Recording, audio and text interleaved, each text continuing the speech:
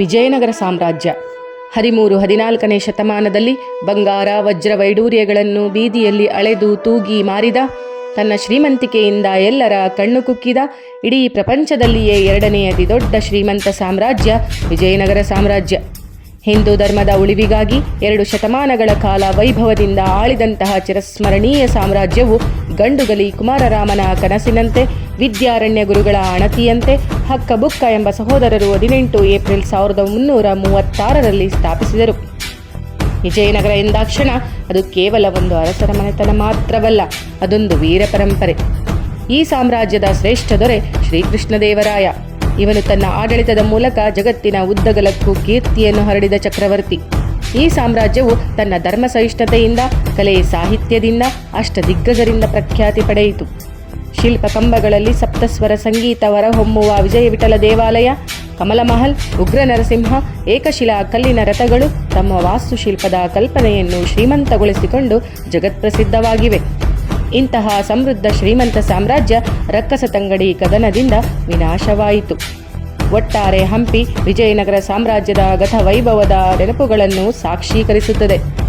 ಈ ಸಾಮ್ರಾಜ್ಯದ ಜನ ಬದುಕುತ್ತಿದ್ದ ರೀತಿಯನ್ನು ನಮ್ಮ ಸರ್ಕಾರಿ ಹಿರಿಯ ಪ್ರಾಥಮಿಕ ಶಾಲೆ ಕರಿಬಸವೇಶ್ವರ ವಿದ್ಯಾರ್ಥಿಗಳು ನೃತ್ಯದ ಮೂಲಕ ಉಣಬಡಿಸುತ್ತಿದ್ದಾರೆ. ಗತ ಇತಿಹಾಸಕಾರರಿಂದ ಸ್ಫೂರ್ತಿಗೊಂಡು ಇನ್ನೂ ಭವ್ಯವಾದ ಭವಿಷ್ಯವನ್ನು ನಾವು ನಿರ್ಮಾಣ ಮಾಡಬೇಕು.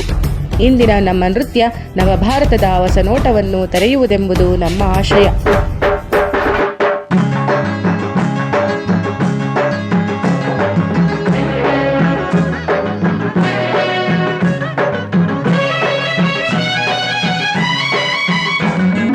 ಕರ್ನಾಟಕದ ಇತಿಹಾಸದಲ್ಲಿ ಬಂಗಾರದ ಯುಗದ ಕಥೆಯನ್ನು ಹಾಡುವೆ ಕೇಳಿ, ನಾ ಹಾಡುವೆ ಕೇಳಿ, ಹಾಡುವೆ ಕೇಳಿ, ನಾ ಹಾಡುವೆ ಕೇಳಿ.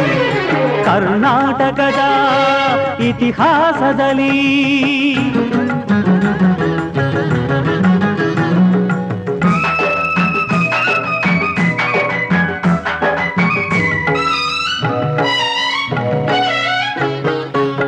ಜ್ಞಾನದ ಜ್ಯೋತಿಯು ವಿದ್ಯಾರಣ್ಯರು ಅನುಗ್ರಹಗೈದ ಭೂಮಿಗಿದು.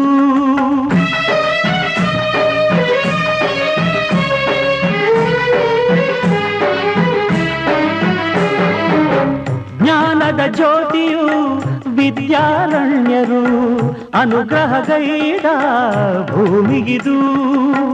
ಹಕ್ಕ ಬುಕ್ಕರು ಆಡಿದರಿಲ್ಲಿ ಹರುಷದ ಮಳೆಯನ್ನು ಎಲ್ಲೂ ಚೆಲ್ಲಿ ವಿಜಯದ ಕಹಳೆಯ ಊದಿದರು.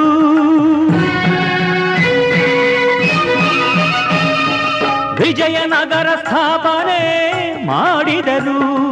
ಕರ್ನಾಟಕದ ಇತಿಹಾಸದಲ್ಲಿ ಬಂಗಾರದ ಯುಗದ ಕಥೆಯನ್ನು ಹಾಡುವೆ ಕೇಳಿ, ನಾ ಹಾಡುವೆ ಕೇಳಿ, ಹಾಡುವೆ ಕೇಳಿ, ನಾ ಹಾಡುವೆ ಕೇಳಿ.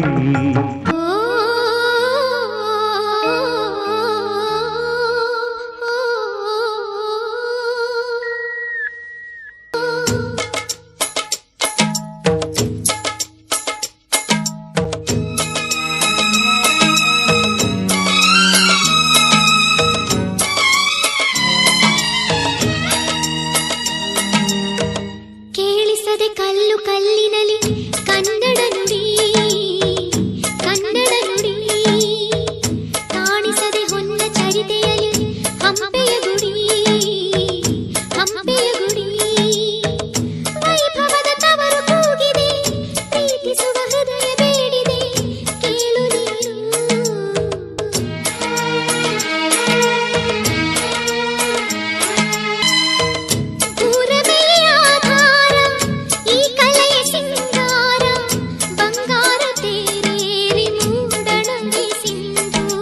ದಿನ ದಿನ ದಿನ ಹೊಸ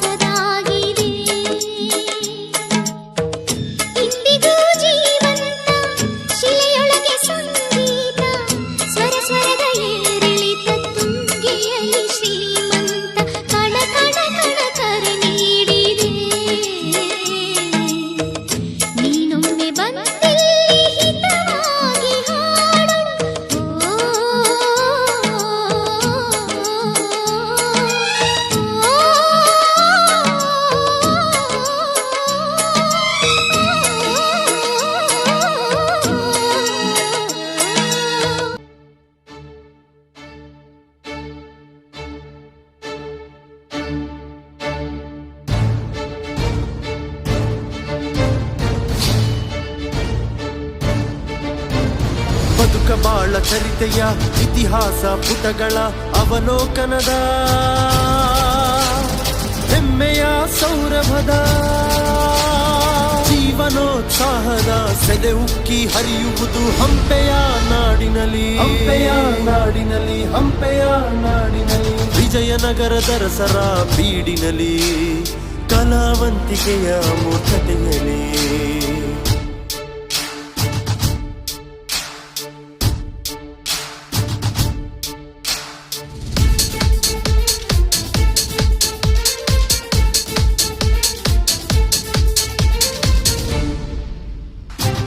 ವಿದ್ಯಾರಣ್ಯರ ಹಕ್ಕ ಬುಕ್ಕರ ನಾಡದು,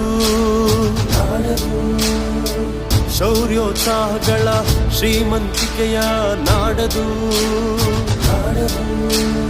ವಿರೂಪಾಕ್ಷನ ನೆಲೆ ಬೀಡದು, ಕವಿವಾಗ್ಮಿಗಳ ಕುಲ ಸೆಳೆಯಿದು, ಕೃಷ್ಣದೇವರಾಯರ ಅರಸುಗಳ ಭದ್ರ ಅಡಿಗಲ್ಲಿದು.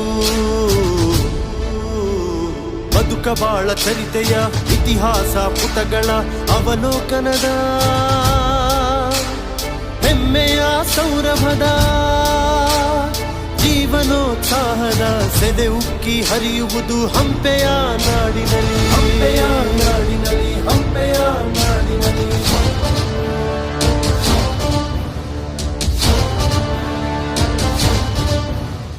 ಕುಲಕಸುಬಿನ ಮೇರು ಆವರಣವಿದು, ಆವರಣವಿದು, ಆವರಣವಿದು. ಹೊನ್ನ ರಜತ ಆಭರಣ ಐಸಿರಿಯಿದು, ಐಸಿರಿಯಿದು, ಐಸಿರಿಯಿದು. ಕನ್ನಡ ತೆಲುಗು ಭಾಷಾ ಸೌರಭದಲ್ಲಿ ತೇಲುವ ತಾಣವಿದು. ಸಾಹಿತ್ಯ ಶಿಲ್ಪಕಲೆ ಕವಿವರೇಣ್ಯರ ಪೋಷಿತ ಹೆಮ್ಮೆಯ ನಾಡಿದು. ಬದುಕ ಬಾಳ ಚರಿತೆಯ ಇತಿಹಾಸ ಪುಟಗಳ ಅವಲೋಕನದ ಹೆಮ್ಮೆಯ ಸೌರಭದ ಜೀವನೋತ್ಸಾಹದ ಸೆಲೆ ಉಕ್ಕಿ ಹರಿಯುವುದು ಹಂಪೆಯ ನಾಡಿನಲ್ಲಿ, ಹಂಪೆಯ ನಾಡಿನಲ್ಲಿ, ಹಂಪೆಯ ನಾಡಿನಲ್ಲಿ.